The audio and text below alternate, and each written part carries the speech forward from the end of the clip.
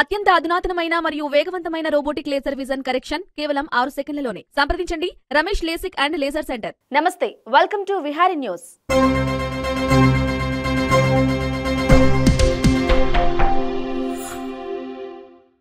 తెలంగాణలో మళ్లీ టికెట్ల పంచాయతీ మొదలైంది. మొన్నటి వరకు అసెంబ్లీ టికెట్ల పంపకాలు జరగగా ఇప్పుడు ఎంపీ, ఎమ్మెల్సీ టికెట్ల కోసం లొల్లి మళ్లీ షురూ అయింది.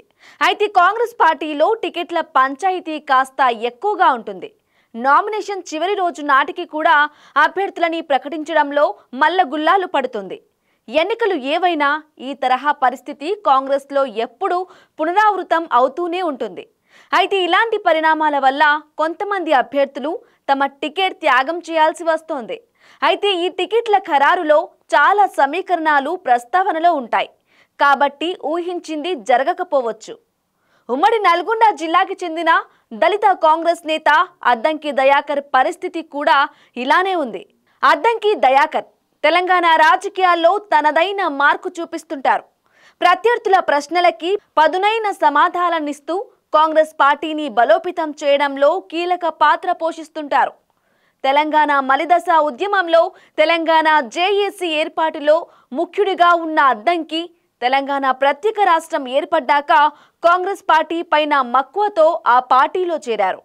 అనంతరం రాష్ట్రంలో బీఆర్ఎస్ ప్రభుత్వం దశాబ్ద కాలంగా పరిపాలించింది.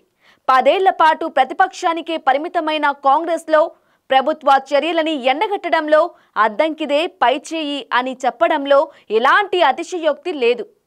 2014, 2019 అసెంబ్లీ ఎన్నికల్లో తన నియోజకవర్గమైన తుంగతుర్తిలో కాంగ్రెస్ అభ్యర్థిగా పోటీ చేసి స్వల్ప ఓట్లతో బీఆర్ఎస్ అభ్యర్థి గాదారి కిషోర్ చేతిలో ఓడిపోయారు. వరుస ఓటముల పాలైనా ఎన్నడూ వెనకడుగు వేయలేదు. కాంగ్రెస్ పార్టీ తరపున వేల కార్యక్రమాల్లో ప్రసంగించారు. ప్రత్యర్థుల మాటలని ప్రతిఘటించారు. కోట్లాది దళితుల తరపున చాలా సందర్భాల్లో తన బాణీని వినిపించిన అద్దంకికి సామాజిక అంశాలపైన ప్రస్ఫుటమైన అవగాహన ఉంది. అయితే ఇలాంటి నేపథ్యం ఉన్న అద్దంకి నాయకత్వాన్ని కాంగ్రెస్ పార్టీ ఎందుకు విస్మరిస్తుందనే రాజకీయ ప్రశ్నలు వస్తున్నాయి. మొన్నటి అసెంబ్లీ ఎన్నికల్లో తుంగతుర్తి టికెట్ తనకే వస్తోందని చివరి క్షణం వరకు ఆశతో ఉన్న అద్దంకికి కాంగ్రెస్ అధిష్టానం బిగ్ షాక్ ఇచ్చింది. తుంగతుర్తి అభ్యర్థిగా మందుల సామేల్కి టికెట్ ప్రకటించింది. అయితే ఈ నిర్ణయం అద్దంకిని కాంగ్రెస్ పార్టీకి దూరం చేస్తుందని అందరూ భావించారు. కానీ అద్దంకి కొంత సంయమనం పాటించి పార్టీ నిర్ణయానికి కట్టుబడి ఉంటానని, పార్టీ టికెట్ ఇచ్చినా ఇవ్వకున్నా కాంగ్రెస్ పార్టీ కార్యకర్తగా ప్రజలతో కలిసి పనిచేస్తానని ప్రకటించాడు. ఆ తరువాత వచ్చిన అసెంబ్లీ ఫలితాలలో కాంగ్రెస్ పార్టీ ప్రభుత్వాన్ని ఏర్పాటు చేసింది. ఇక ఈ ప్రభుత్వంలో అయినా అద్దంకికి ఏదైనా మంత్రి పదవి ఖాయమని అందరూ అనుకున్నారు.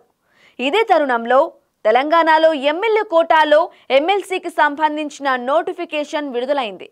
ఈ ఎమ్మెల్సీ టికెట్ల కోసం ఆశావాహులు పెద్ద ఎత్తున ఢిల్లీలో లాబియింగ్ చేశారు.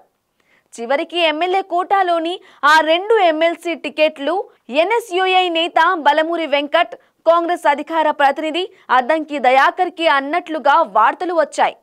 దాదాపు కాంగ్రెస్ అధిష్టానం వీరి పేర్లనే ఖరారు చేసిందని ఊహాగానాలు కూడా ఊపందుకున్నాయి. కానీ ఆ మరుసటి రోజున ప్రకటించిన అభ్యర్థుల లిస్టులో అద్దంకి స్థానంలో మరో బీసీ నేత మహేష్ కుమార్ గౌడ్ని ప్రకటించింది. ఇలా అద్దంకికి కాంగ్రెస్ మొండి చెయ్యి చూపడం రెండోసారి.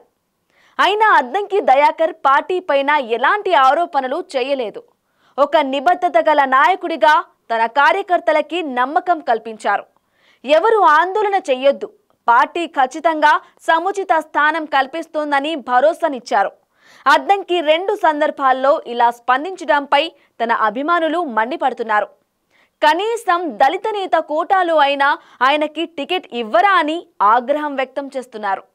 ఇంత జరుగుతున్నా అద్దంకి దయాకర్ పార్టీ నిర్ణయానికి కట్టుబడి ఉండటం వెనుక ఏదో ఆంతర్యం ఉందంటున్నారు రాజకీయ విశ్లేషకులు.